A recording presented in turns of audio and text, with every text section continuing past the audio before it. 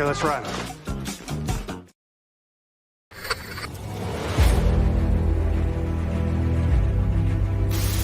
Your mission, should you choose to accept it.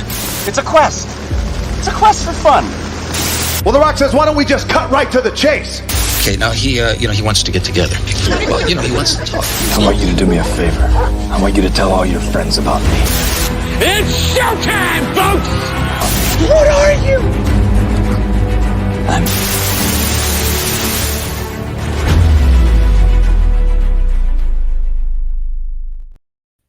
Greetings and salutations. Welcome to And I Quote, the weekly show where we introduce you to content creators of all shapes and sizes that join us from any and all corners of the nerd universe. We find out more about them and we take your questions. I am your host, Ryan of Nerd Culture, and our guest on this episode is indie comic book creator D.R.Valencia. Dennis, welcome to the show, my man. How are you? I'm good. Thanks for having me, man. Yeah, we thank you for being here. Now, if you have any questions for Dennis as we go throughout the course of this episode, let us know in the comments. Let us know in the chat. Producer's going to be keeping an eye on it as we go throughout the course of this more phenomenal show. So with that being said, Dennis, how were you specifically introduced to the world of comics? What was your first one? Gosh, I must have been 6 years old. I have an older brother, and my older brother, he had two of his best friends. And when I was little, my mother said, can you take, he's 4 years older than I.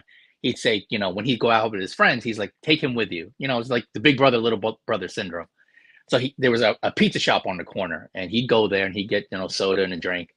And she made me go with him, and he hated me going with him. So he was with his three friends, and I must have been 5, 6 years old. I was right behind them, just tagging along.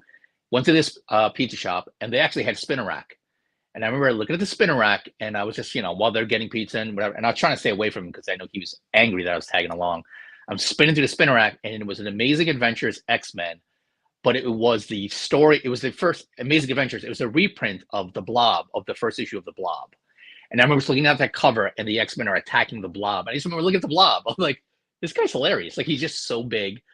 Cyclops was blasting him, and he was unfazed. Angel was, they're blue and yellow, costumes, like classic X-Men. And that was the first one I remember holding and looking at. I left with it in my hand. And I remember just looking at the cover. I was so into the cover, going through the pages. I don't even think I could read at the time, but just being so entrenched in the characters that were on that cover. Man. Anyway, exactly. Seriously, I got that theme song stuck in my head now, so thank you for that. What would you say are some of your favorite comic book writers or artists, past or present?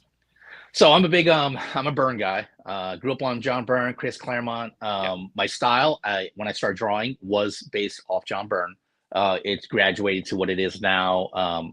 I'd love to get everyone's feedback on what they think my style is now. I've had different people say, oh, that's very this, that's very that. But grew up on John Byrne, heavy John Byrne. A little bit of George Perez. I'm old school.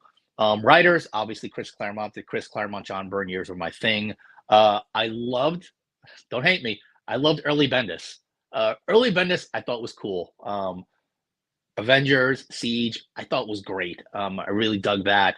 I love the way he wrote as compared to what I grew up on. It was a different departure on the normal prose. But those are probably, and Bendis is so poo-pooed on now, but I still hold a great spot in my heart for his writing.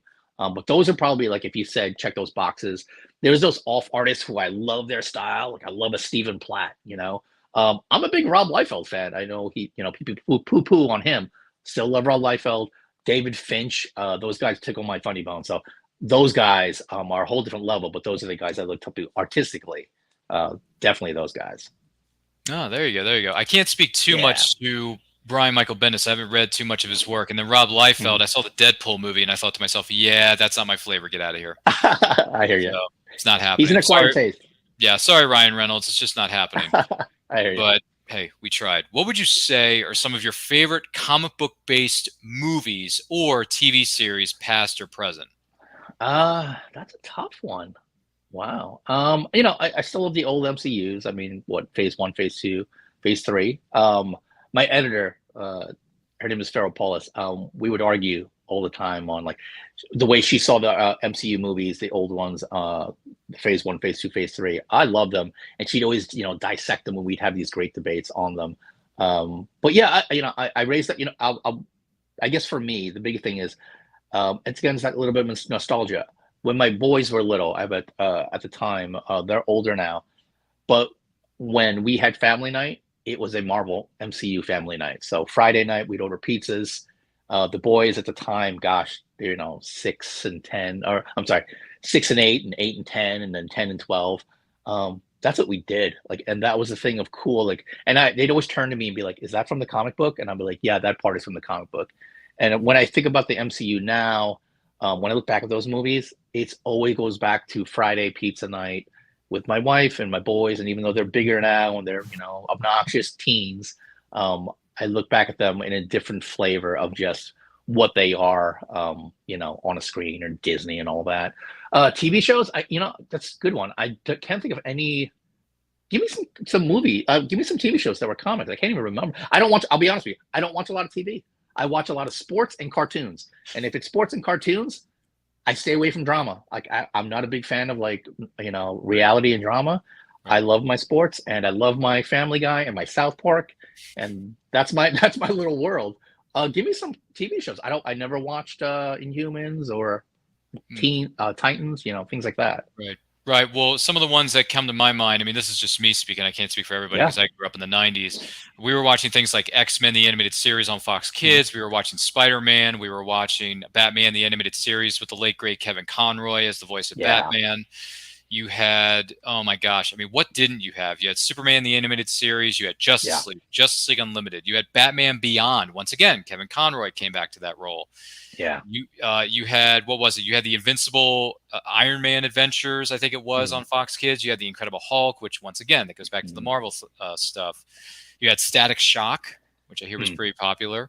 You had, gosh, there were so many. I mean, those are just the shows that come to my mind. I'm sure there's going to be 50 more after the conclusion of this show, but I think, at least for me, and I'm going to date myself, I grew up on a heavy dose of Transformers, G.I. Joe. I think it's almost like the wave before that wave. I remember my buddies watching X-Men, but at the time I had grown out of it. I almost feel like that was like a different age for me, where I was already past that cartoon phase and I was kind of getting into different things then. But yeah, I grew up in that I just remember always watching G.I. Joe, always watching Transformers, Inspector Gadget, things like that were my thing when I was younger. Ooh, I remember watching Inspector Gadget. You're right. I was say the song is in your head, isn't it? Yeah, I mean, there's that. Of course, you also had Teenage Mutant Ninja Turtles, which was a big deal. That was a huge deal back then. Still is today, but at the same time, there was the animated show, and then the live action movies came out in the early 90s, which I remember those VHS tapes fondly. Yeah. And I still, honestly, I mean, I can still watch those to this day in any format, whether it's on VHS, DVD, or Blu-ray, it doesn't matter. I know they're streaming somewhere because most movies are, but TMNT was a huge thing for me anyway as a kid. I mean, I remember watching reruns of the animated show, but really, when those live action movies came out in the 90s, we were on a major high at that point. So we were totally. Do you watch them now and feel like a different, a way that they are now? Because now that you're older, your perspective is different. I mean, you can tell that it's nostalgia when you watch them now. Like for me, it's pure nostalgia. But at the same time, the first film, and by the way, for those of you who are wondering, we're talking about Teenage Mutant Ninja Turtles by Kevin Eastman and Peter Laird. The first live action movie that came out in the year 1990 is more accurate to the comics than a lot of people give it credit for. And I actually just recently, a few months ago, I read the remastered colored versions of the original comics of TMNT in a trade paperback, because a lot of these comics are available in certain formats now. And I read them and I realized, oh my gosh, the first 3 or 4 issues of the original TMNT are pretty much an adaptation of the movie. It's really accurate. Like, I mean, granted, there are still creative liberties, but it's pretty darn close. And I thought to myself, I have a bit more appreciation for the original TMNT movie now than I did, because when you're a kid, you're just watching for entertainment value. But now when you look back on it, you realize that was an actually good book to movie adaptation. I have the originals actually on my wall right in front of me. I have issue 3 and 4.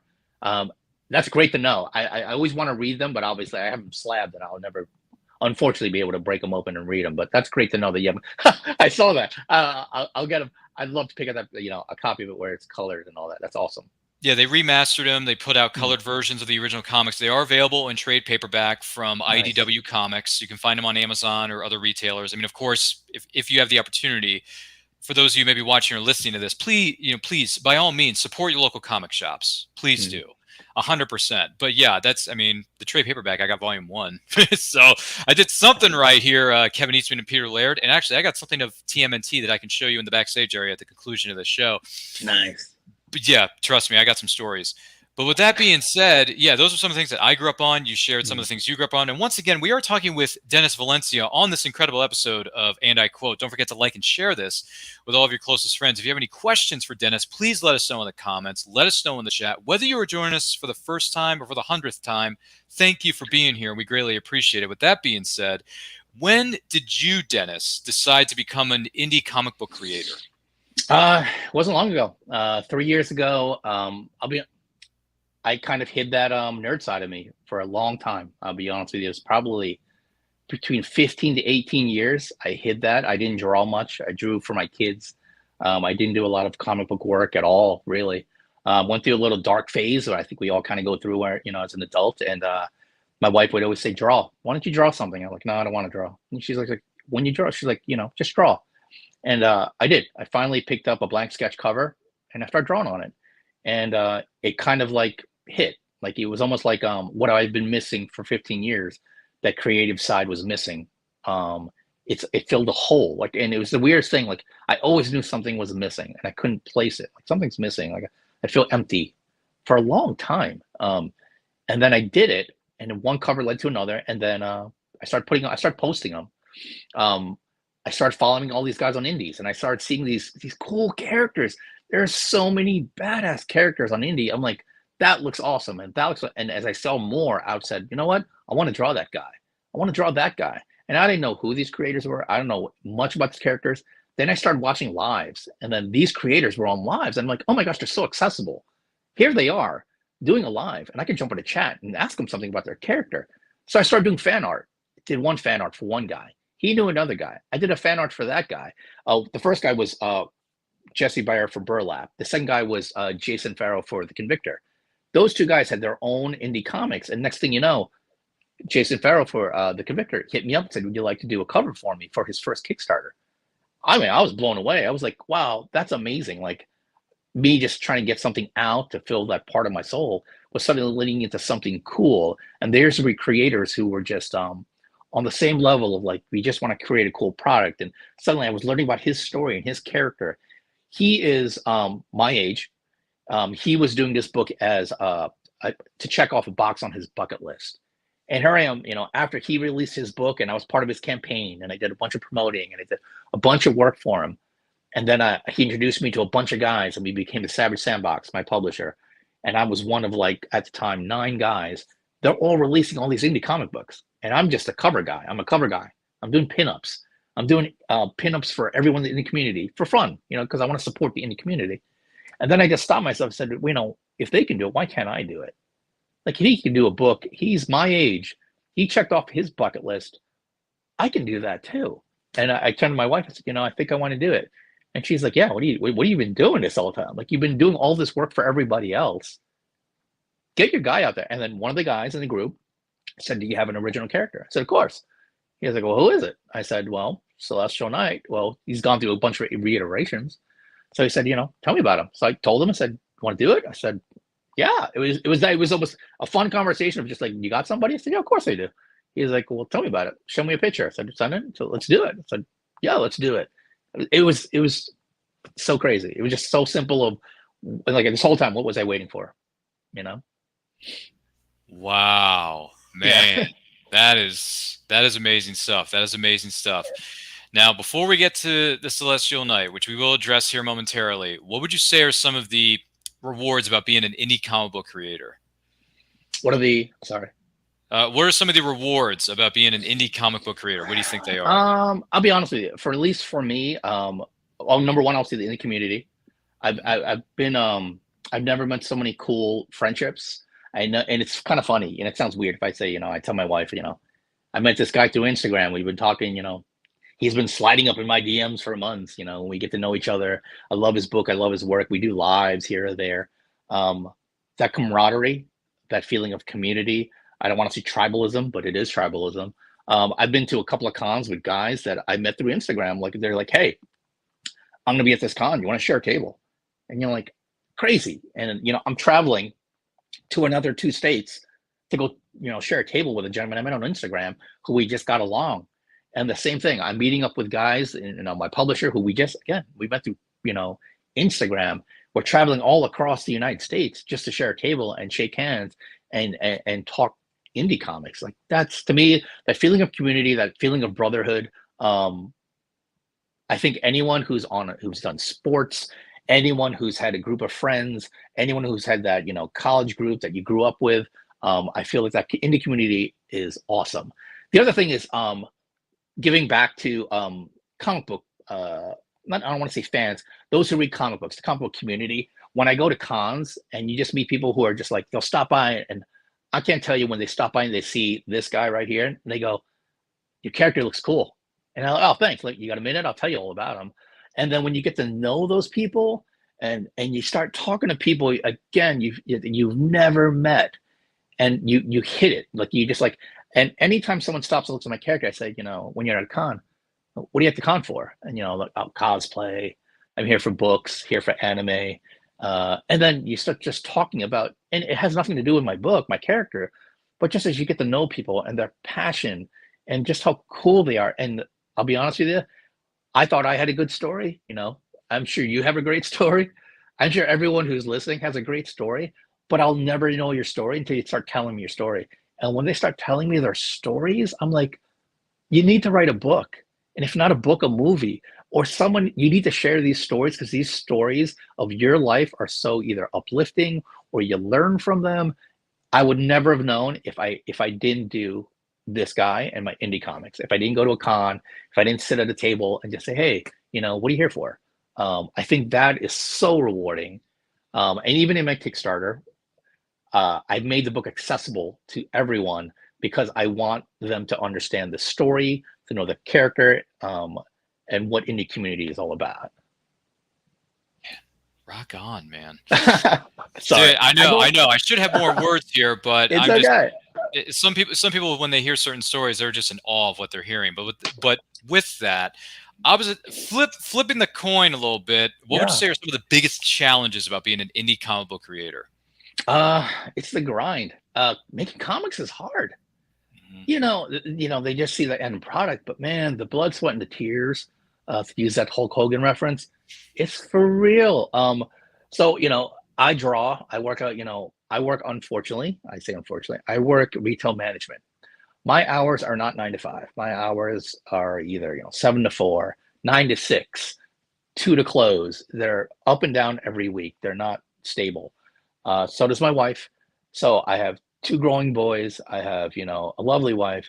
Where do I find time to draw? So that's the hard, like, it's tough to make books, to draw characters, to get that story down, to nail it, or at least feel like you nailed it. I draw. So my kids go to bed by 9, 10 o'clock. My wife goes to bed 9, 10 o'clock. 10 o'clock to about 1 o'clock, 2 o'clock, I'm on my iPad and I'm drawing. She's laying next to me sleeping, and the lights are off, and I'm just, going. And then I'm up again. I'm up at 6:30, make sure my kid gets ready for the school bus. It is a grind. I love the fact that, when you give that product to someone, they see that end product, but I understand when I meet indie creators in general, even the pros, it is a tough business. It's not as easy as that end product. And until I did it, then I really got to understand that. That's probably the hardest part about doing my book. I will say, at least in the indie community, just like every community, there are those who aren't there for, at least what I feel, aren't the proper perspective when we comes. I'm a big proponent of indie supports indie.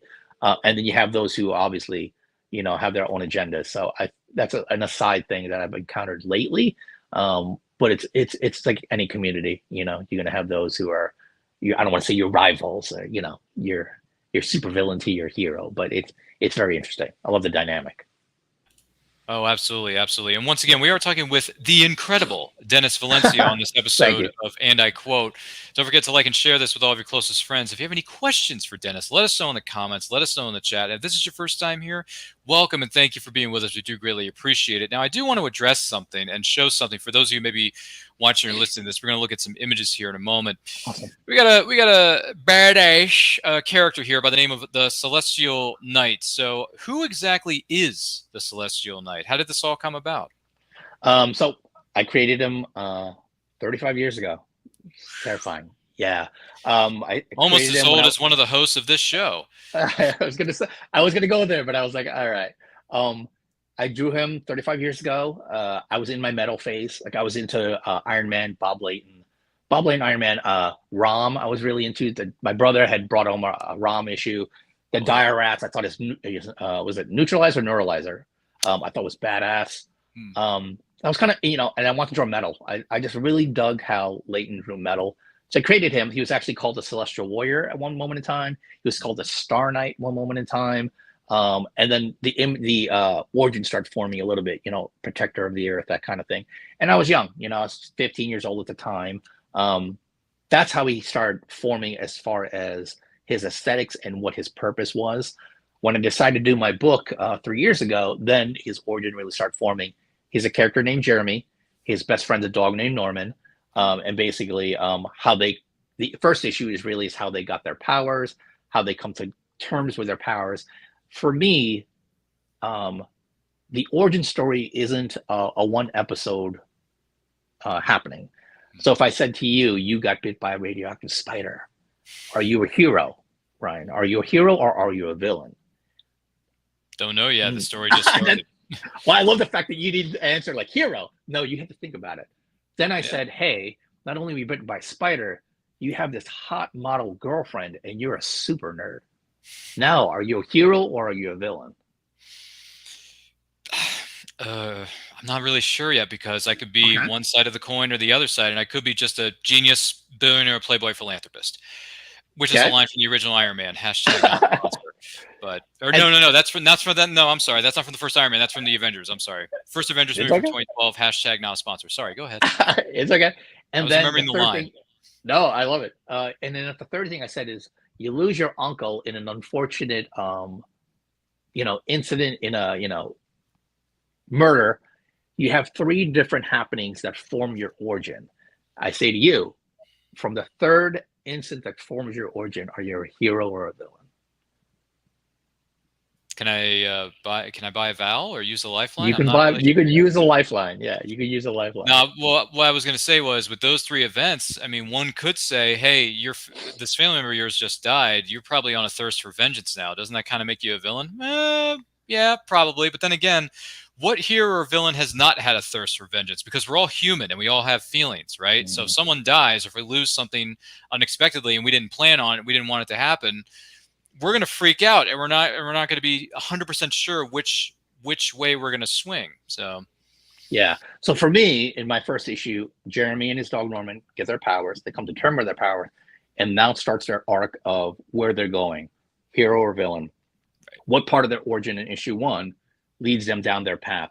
Issue 2 is a continuation, is the second part of their origin that leads them down their path to where they're going. For me, I love the idea of multiple events forming who you are. It's not like you woke up this morning, you had superpowers, and you said, I'm going to go defend the earth. I'm going to go defend society, which I don't even know if I agree with, just because I have powers. I'm going to risk my life and my family because I'm going to defend people I don't even know, who might not even like me. But what is going to make you put on those tights and go out in that space and put your life on the line for all those people? And that's kind of where I approached issue 1 through issue 2, and where I get to the end of issue 3, you'll kind of understand where his story arc is and why he's going to do what he's going to do, which is at the end of all this is protect the earth. Boy, this is heavy. But it's really good stuff, and I'm totally digging it 100%. Now, the Celestial Knight is kicking tail and taking names on Kickstarter. So tell us about this Kickstarter. Issue 2, Hell on Earth.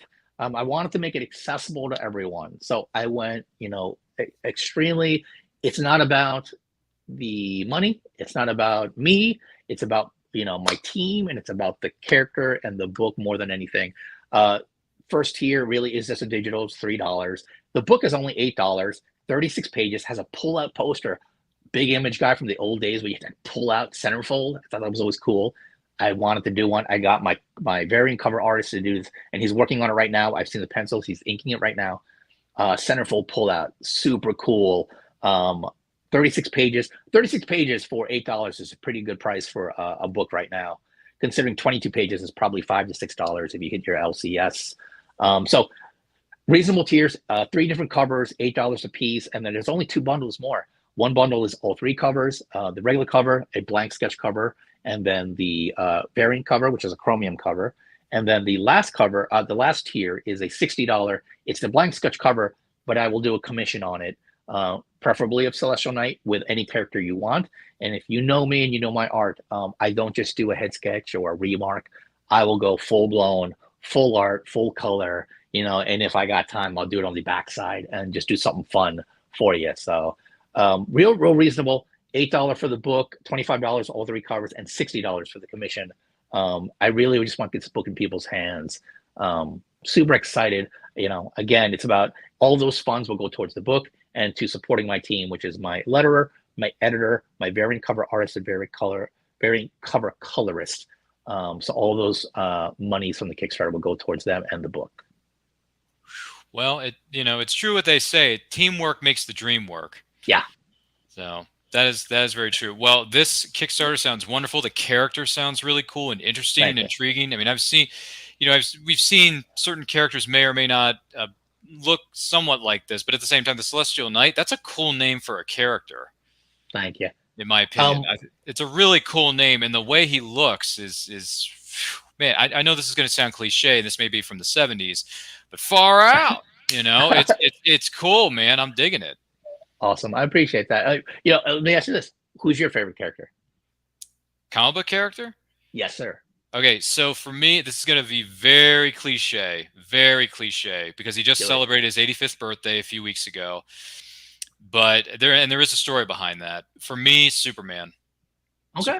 Superman, 100%. I know it's cliche. I know some people say that. Probably a lot of people would say their favorite characters. But listen, he is a great character. He may be an alien from another world, but he's so relatable. He's more human than you think. If you read some of the comic runs that he's been in over the last 8+ decades of his life, well, his comic book career anyway, you would realize that, yes, this character has the powers of a Greek god, but he's human. Yes. He's flawed. He has problems. He has issues that he struggles with day in and day out, and some of this stuff has been illustrated, not just in the comics, but some of the stuff is not heavily addressed because there's only so much you can do in a 2-hour movie. But some of these struggles that the Man of Steel has had have been brought up in movies. And the way they address it, I think, is really good. I mean, to me, one of the most criminally underrated films of all time is Man of Steel, directed by Zack Snyder from 2013, which, by the way, turns 10 years old this year, folks. That movie turns 10, okay? Woo. Think about that. Think about that, which we can think about after the show. But Superman's a favorite character because I think he's very relatable. I think he is just a really great character with so many different, he's had some really good comic runs. Obviously, no character is perfect, right? So there's been some good runs. There's been some not good runs. I mean, every comic book has had their ups and downs. Every comic book character has their peaks and their valleys. That's the way it is. It's just, I relate to Superman on a certain level, in my opinion. I can't speak for everybody. But for me, I relate to Superman on a different level than maybe some other individuals could, and that's okay. There's nothing wrong with that. There's no shame in that either. So for me, it's Superman. If I had to, hypothetically, if you want to play the game of what's your top 5 or top 10? I mean, if you want to play like what do you call it? Top 3? I mean, probably Superman. Your Mount Rushmore. What's that? Your Mount Rushmore? Give me your Mount Rushmore. Yeah. If there's a Mount Rushmore, because that's a good. By the way, that's a very good question. Very good question. Superman. Gosh, it's funny because I'm so used to. I have all these different teams of characters because we've had so many team up movies now. Yeah. But for me, it's Superman, and then it's, man, I'm gonna go The Mandalorian. I'm going to go Okay. The Mandalorian. I love The I Mandalorian. like it. Hashtag this is the way. I dig it. Because I love Star Wars. I love Star Wars. Yes, I know it has not been perfect in certain regards, but listen, The Mandalorian is one of the brighter spots of the property, at least for my opinion. Yeah. I'm going Superman, Mandalorian because he's kicking tail on TV right now. Yeah. 3. Let's see. 3. Oh my gosh. I've named a Star Wars character. I got to think of something else here. This is rough, man. It's tough. It's hard. Okay. It's very hard. So Marvel. Let's talk about Marvel for a minute because Marvel's got some really good characters. The one that I really like because I've read some of these comics. I would say Professor Xavier. Wow. I very cool. love Professor Xavier. And Patrick Stewart was born to play Xavier. He was born to play that character. Agreed. So it's Xavier, which is number 3, which, if I had to pick him out, Rushmore, just, out of the clear blue. Yeah. Who was it? Professor Xavier. And then door number 4. Man, that's you know what? I'm going to kick it to the nostalgia for just a second. And I'm going to go with the Red Ranger from Power Rangers. Jason, the original Red Ranger. I'm going with Jason, the original Red Ranger, Austin St. John. I've had the pleasure of meeting him 2-3 times at conventions. Nice. One of the nicest human beings on the planet. And he does charity work for people with autism, which I take very personally because I have autism myself. I know what it's like. So Austin St. John, if you're watching this, my hat's off to you. Thank you for everything you've done. The Red Ranger kicks tail. He takes names. And anyway, that's all I got to say about that. So those are the random Mount Rushmore that I can name off for you right now, just off the top of my head. But Superman's hands down is number 1. So first, I'm going to say, I love the fact that you didn't stick to one genre. You hit like 4 different, bam, bam, bam, 4 different, I feel Fandoms. like when you hit, completely love it. You said something that I've been debating with for the last year, and that's relatability. Relatability to me is a 2-sided coin. When I created my character Celestial Knight, I wanted him to be relatable to the everyday man, to the guy who's just down on his luck. He has his best friend is Norman, his dog. But then I flipped it and I thought, and I went through this long stretch of do I want him to be relatable, or do I want him to be a super character where when someone reads it, they escape from their relatability because they want to get away? Because the whole thing of comic books is you're getting away from what's bringing you down in your life, and your escapism is there. And I struggled with that. Do I want to make them something where you can relate to, or something where you really escape to, and you look up at that character, and you could probably, I know you can do both. That's what Superman is. But how have you dealt with that part of relatability against escapism for that character? Boy, I feel like I'm in the hot seat all of a sudden. You are in the hot seat. It's funny because once again, and for those of you who are just tuning in, we are here on this episode of And I Quote with the marvelous Dennis Valencia. Here on this episode of And I Quote, he's an indie comic book creator of the Celestial Knight character. If this is your first time here with us, welcome. Don't forget to like and share this with all of your closest friends. If you have any questions for Dennis, or heck, maybe even the host of this show, which is me, let us know in the comments. Let us know in the chat. We'd be more than happy to hear from you. For those of you who have been watching and tuning in for this, thank you. We cannot do this without you. With that being said, how do I deal with, what was it, the relatability, and then what was the second part? Well, relatability of a character, or that escapism of not wanting to have that character be relatable because it's really hitting on things that, you relate to in your life that you're trying to escape from. Well, here's the thing, and I can't, once again, everyone goes about this in their own way, and that's completely okay, because all art is subjective, and everyone has the right to do what they have to whatever it is that they're going, to overcome their challenges. So for me, Superman is relatable because, let me give you an example, because this might answer both parts of the question in one swoop, maybe.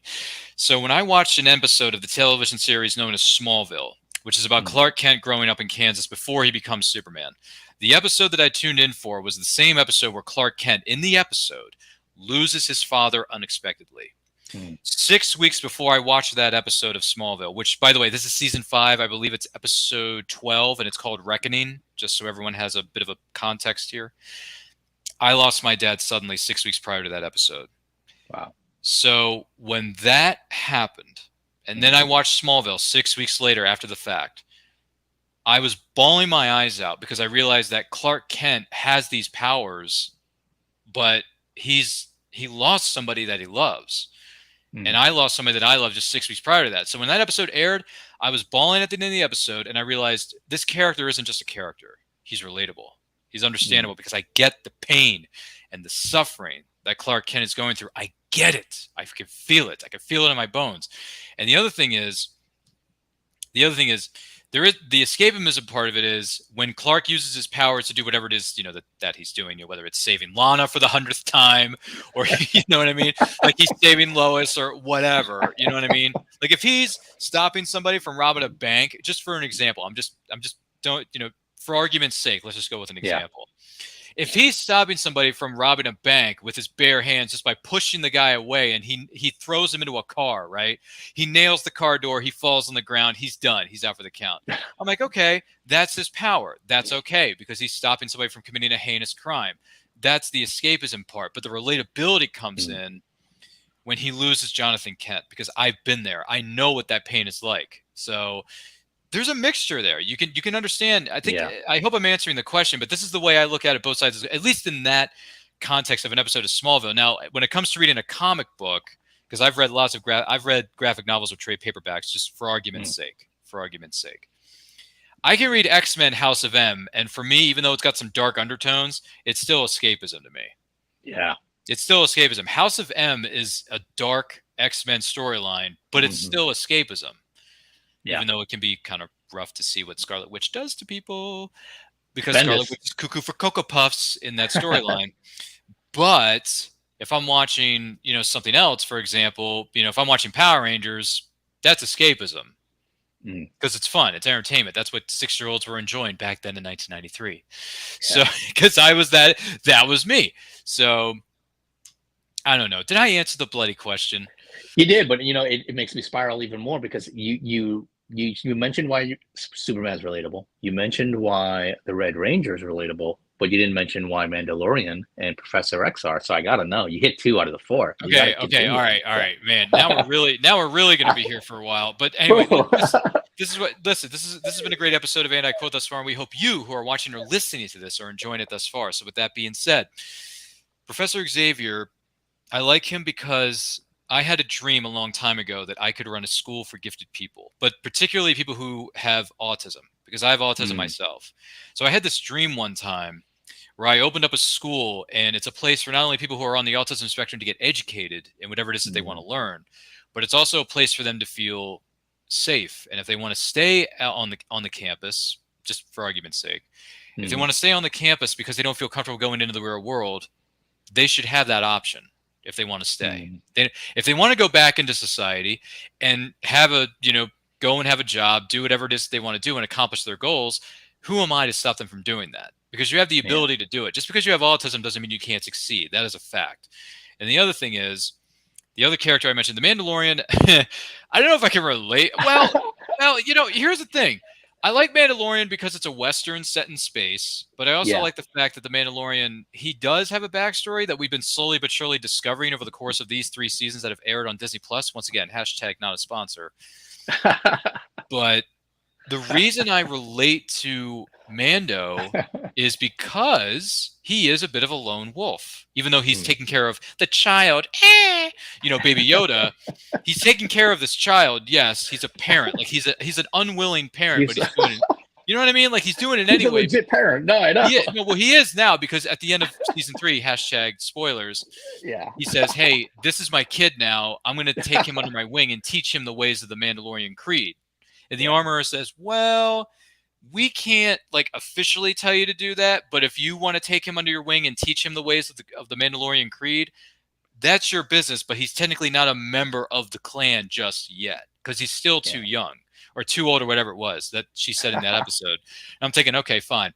So for me, the reason I relate to the Mando is because he's a lone wolf, right? He lives on his own. He doesn't have brothers and sisters living with him. He doesn't take care of brothers and sisters. He's just looking after the child that sells toys. He's looking after Grogu, but he's still a lone wolf. And to me, I'm a lone wolf because I run this show by myself. By the way, this is behind the scenes, so # secrets are about to be revealed. I run this show by myself. I put this together myself. I do the marketing together. I do the marketing myself. I have fun with this show. I enjoy what I do, but I do it by myself. Even though I have an audience, which for those of you who are just tuning in or watching or listening to this, welcome and thank you for being here. I do greatly, 100%. This is being brutally honest. I thank you for watching or listening to our episodes because we love meeting new people every week on this show or any of the other pieces of content we have on our channel. And we love doing that. So the reason I like Mando is because he's a lone wolf. And I am a bit of a lone wolf because I just go about my life. I do what it is that I want to do, but I do it on my own terms. I don't do it on anyone else's. I do it when I want to do it, how I want to do it. Like when it comes to running a YouTube channel, and I can't speak for everybody because everybody runs their thing differently. Yeah. I run my YouTube channel the way I want to do it. That means I'm the one in the driver's seat. I'm not having someone hover over me. So that's the beauty of having, what's the word we're looking for? Is it autonomy? Is that it? I'm not sure if that's the right word or not. But anyway, I have complete control. So let's just put it that way. I have complete control, whereas certain individuals who have sponsorships, who have deals, may have to listen to somebody else or, potentially, I'm not saying this is right or wrong. I'm not saying that. Yeah. If you take direction from somebody else, that's your business. And you can go ahead the way you want to do it. It's just for me, I do what I want to do. And I have fun with it. And that's all that matters. Anyway, the more you know. So anyway. But you know what? That as you were talking, one word popped in my head. That's indie. That's indie.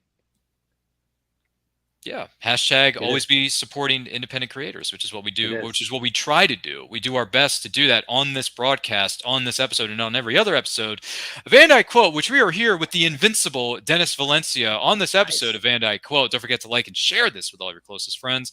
If you have any questions for Dennis, let us know in the comments. Let us know in the chat. If this is your first time here, welcome. Thank you for being with us. For you, Dennis, any special memories that stand out to you from being at conventions or other events, whether you are there as a vendor or there as an attendee? I'll go back. When before the book, I went to a lot of cons as a young kid, even older. Before I even started doing my book, I would go to cons and the interactions I had with artists. I met so many cool ones. I met some that weren't very cool, and it was kind of interesting. These guys are your heroes, and then you just realize they're just like you. They put their pants on one leg at a time. So many of those creators that I've got to meet at conventions, I have a different perspective now because I just see them now as not as peers. I admire them still. I understand their grind, but I want to be them. As before, I would just look at them in awe, and now I'm striving and trying to be where they've gone. So that's one. The bigger one, and this is a recent one. So one of my favorite cons going to is South Carolina Comic Con. It's in my backyard over here. Last year when I went to South Carolina Con, I had two things with me. I had this poster, and I had a bunch of prints. Really good looking, by the way. Thank you. And had a bunch of prints, and prints were all random. I had like a Venom print, Invincible print, a Star Wars print. I got you. I had no book, so I literally sat at the table. People come by, and I just start talking to them. Love talking to people. And they'd ask who this was. I said, this is my character. It's the Celestial Knight. I'm creating a comic book. I'd love to get your name and your email. And when he does come to fruition, I'll send you a link or an email and let you know. That was a year ago. Fast forward 1 year. I showed up at South Carolina Comic last month. And this time had the poster, had my prints, and I had my book. These same people who took a picture with this guy a year ago showed up at the con. And to be able to give them the book, and I have pictures of them standing in front of them. They had no idea, but I loved talking to them. They loved talking to me. I took pictures. I said, you're going to take a picture of my guy, and a year from now, I'm going to hand you a book. And to be able to give these guys, these girls, my book and say, like, you guys came back a year later. And a lot of times I'd be at the, my table, and I'm engaged, I'm drawing, or, I'm paying attention to the crowds.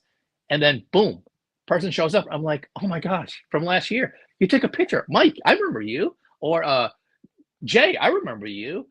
Just crazy that they came back. They're like, you're here. I'm like, I'm back. And I have my book, which you took a picture with. And they're able to hand them that book, sign it for them. Some I just wanted to give to them just to be like, you messaged me throughout the year. You stuck by me, supported me. Here's a book. Dude, they were like, no, we're paying for this book. I was just like, that's awesome. So I have this little kind of last year, this year of a bunch of people who just came by, and then came by this year. And I have 2022, 2023, and it's a picture of them in front of it. And the next picture is them holding my book in front of it. I look at those pictures and I'm like, that's super cool. That's just cool.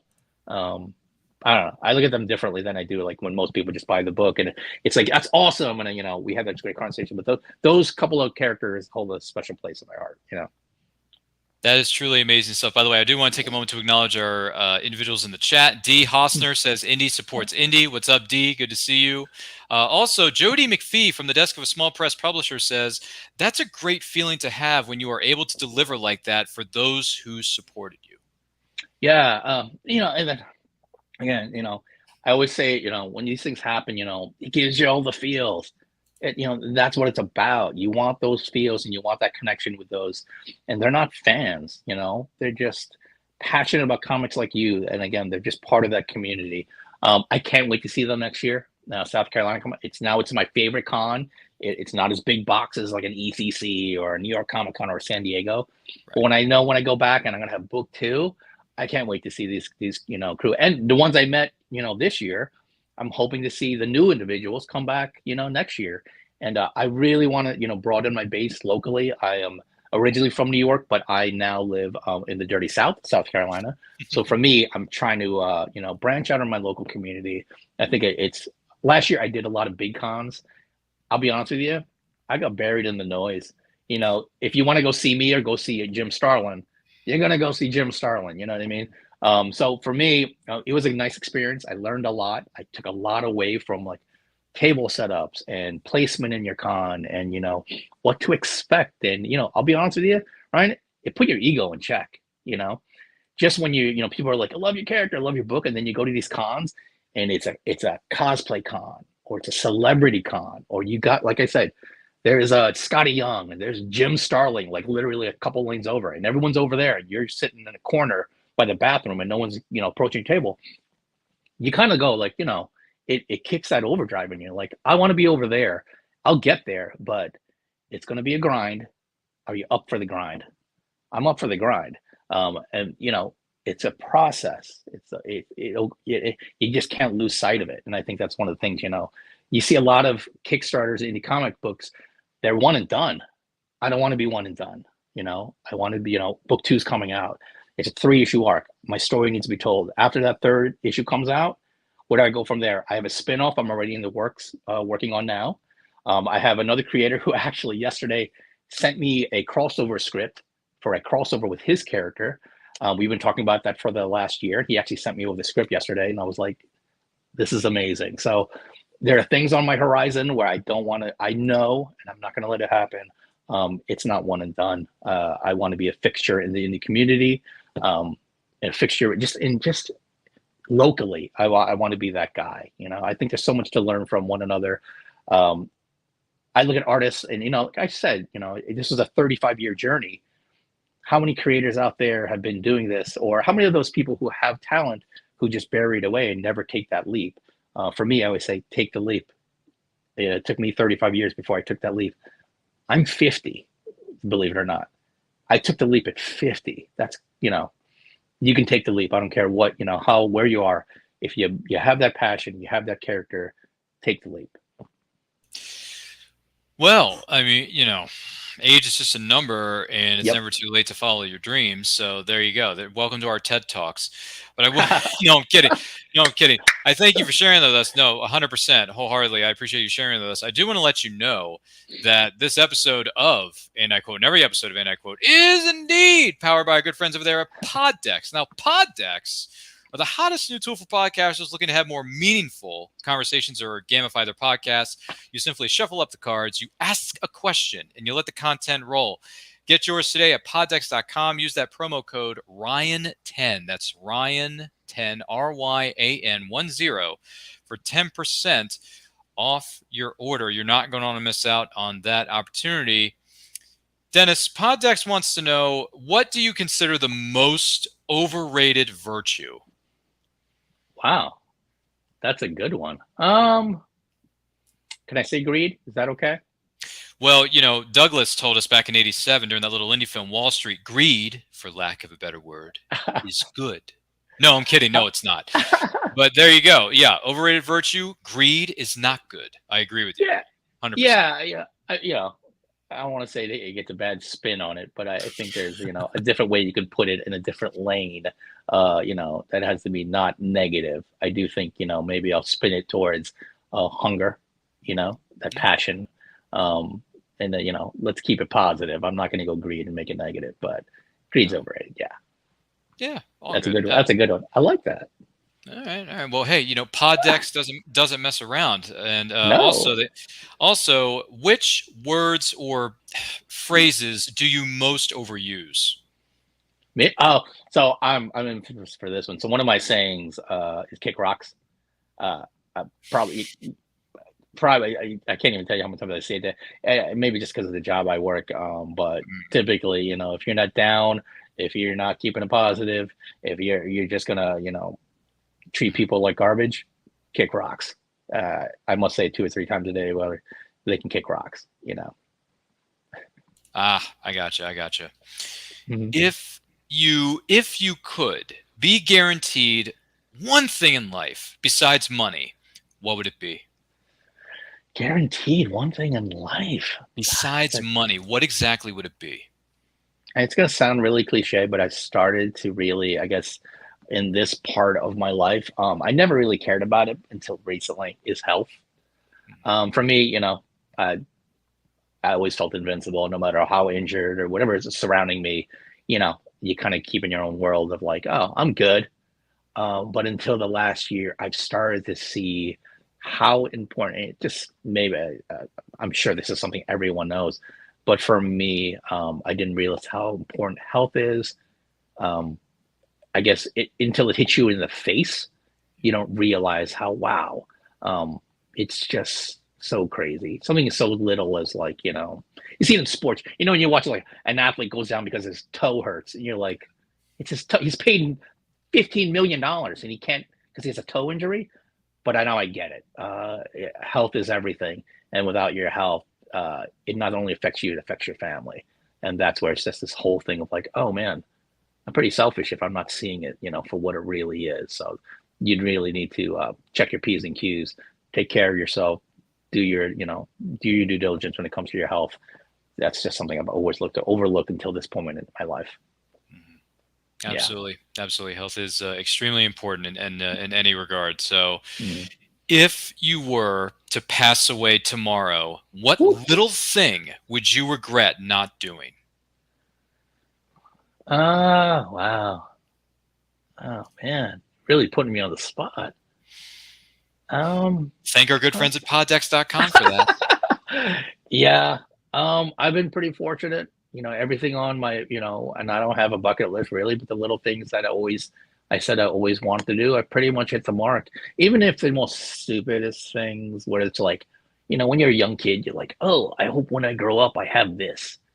I've done it. Like, like I was young, I wanted a cool Jeep. I got my cool Jeep, big tires and, like really silly things. I wanted to have a son. My favorite superhero is Wolverine. I named my firstborn Logan. My second favorite hero is Spider-Man. My second son is named Parker. Like, you can't get any more. Like, I'm checking boxes in nerddom. Check. Thank you. I love it. I love it. So for me, gosh, it would have to go to my wife. Like, I'd love for me and her to retire one day on a sandy beach. She's a beach girl. That would be the dream, to finally give her that and to live our days out on a nice white beach with some blue ocean. That would be dope. Yeah. Naming your kids Logan and Parker, does that mean every time? I don't know if this happens nowadays, and I apologize if it doesn't. If nowadays, or maybe in the past, did you ever yell at your child and say, "Parker, where are those pictures of Spider-Man?" Did you ever? No, did you ever drop some J. Jonah Jameson on him at times? Did you ever drop that on him? No, but I will now. That's amazing. And the fact that I didn't think of that. It's uttered so many times in the comics and in the movies that J. Jonah Jameson, the first thing he says to Parker every time, like, "Parker, where are those pictures? Like, you owe me something from like 5 hours ago. Where were you?" Yeah, no, I'm stealing that. That's amazing. You should. You should. I mean, it's uttered in the movies. It's stated in the comics. If you go back and look at those, like some of the early, like if not later on, what is it called? The Silver or the Bronze Age? Look at the Silver Bronze Age like Spider-Man comics. I'm telling you, there's got to be a couple of issues where J. Jonah Jameson just looks at Parker, or he's yelling from across the room and saying, "Parker, where are those pictures of Spider-Man? Wait, where's those pictures from that so-and-so crime scene photos?" You know what I mean? Like, you nailed it. You nailed it. Yeah, I know that. Who's the individual, by the way? J.K. Simmons would be very proud of me. I know he would. So with that being said, outside of that, which, like I said, you should use the Parker line. By the way, naming your kid Logan after Wolverine, dude, that is freaking amazing. Because honestly, and I don't know if this is true or not, and I apologize. I'm just asking. But have your children been in any theater programs? Have they done any acting at all? The closest they ever got was when they were 6 and 8. They were in they were on the news. They were doing a kids clothing line for the Gap, and my two boys, my wife actually worked for the Gap at the time. They had got to dress up in these nice clothes. They were on the news. They came out. They did some modeling, and they were like Logan and Parker, and they got to show off their new. Was it not end of? It was back to school clothing, and they both did the whole like turn, and they did a little flip to the shoe. That was the closest they ever got to, being live on a camera or in front of a camera. Yeah. Instant fame. Yeah. Awesome. Or 15 minutes of fame, maybe? Yes, exactly. Yeah. Because that's the old saying, right? Someone goes for 15 minutes of fame, and sometimes they get it, sometimes they don't. But when I can't. That is so cool.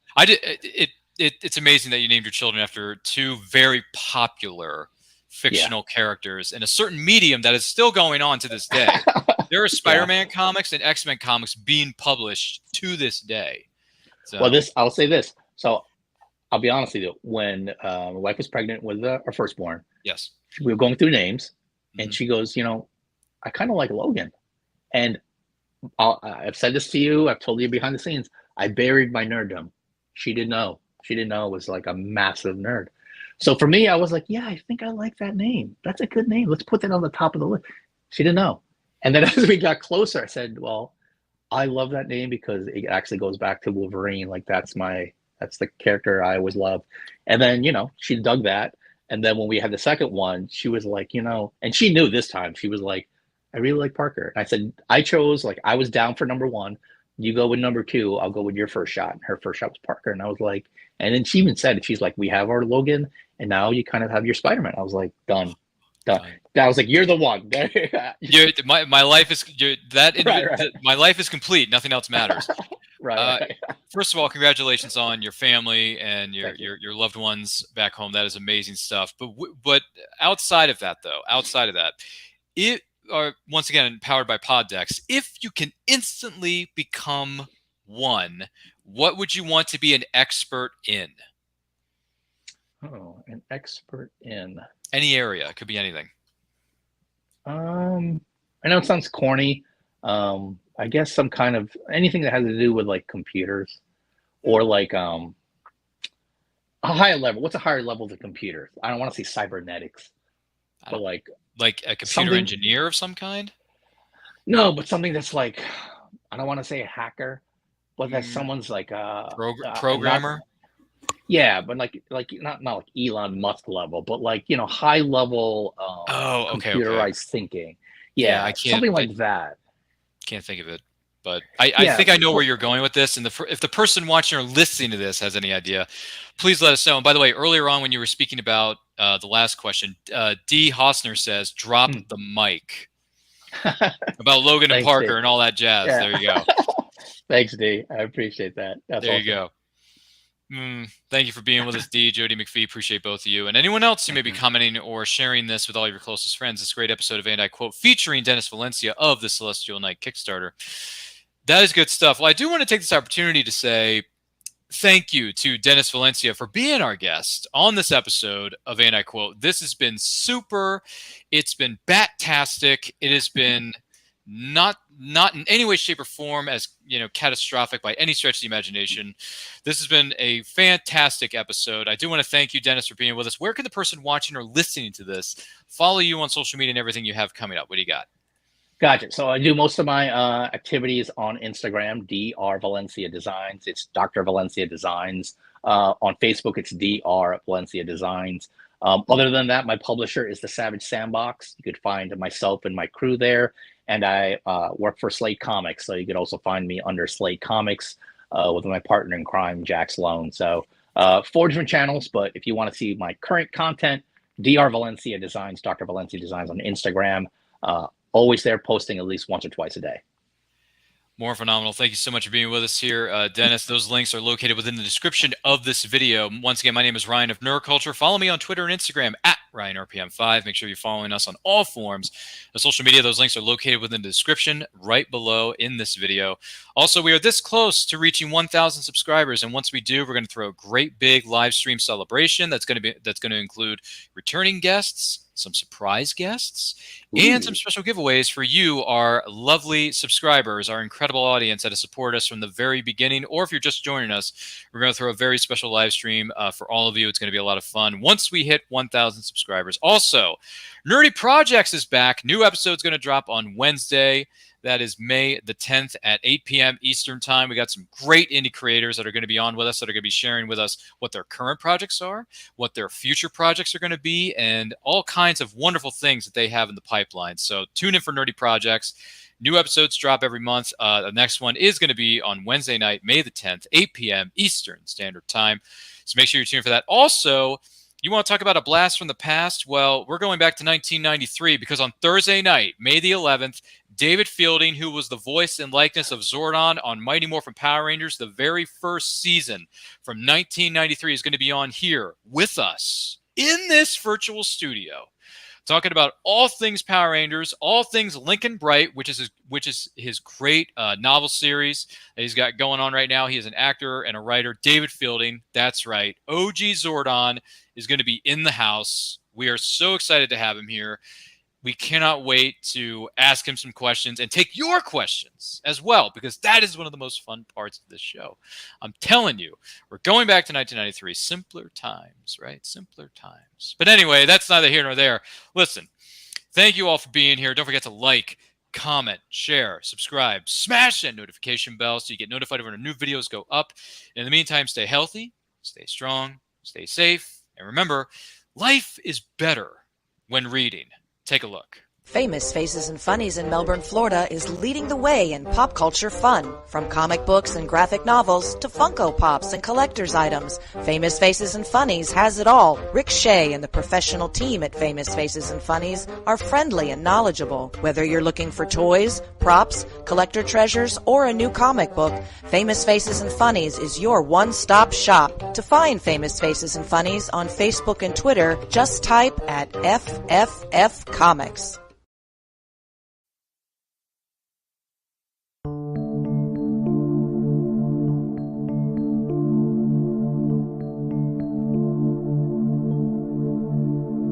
Sweet dreams they placed on me inside my mind. Chance my truth, twist the past, my memories are fading fast. Am I still missed?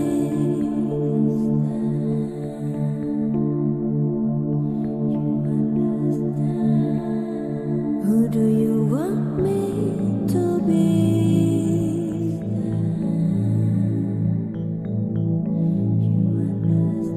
Am I still missed?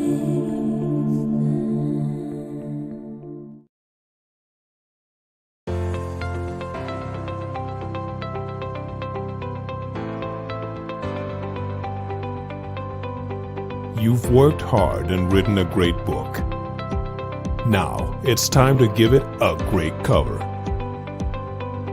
If you're an indie author or small press publisher, Plasmafire Graphics is your source for affordable cover illustration and graphic design.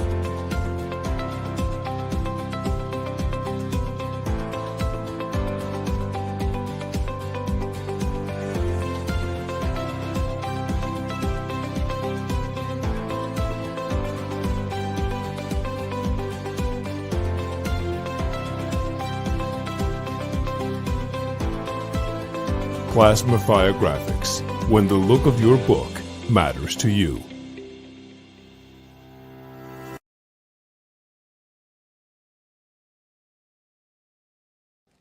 Good morning!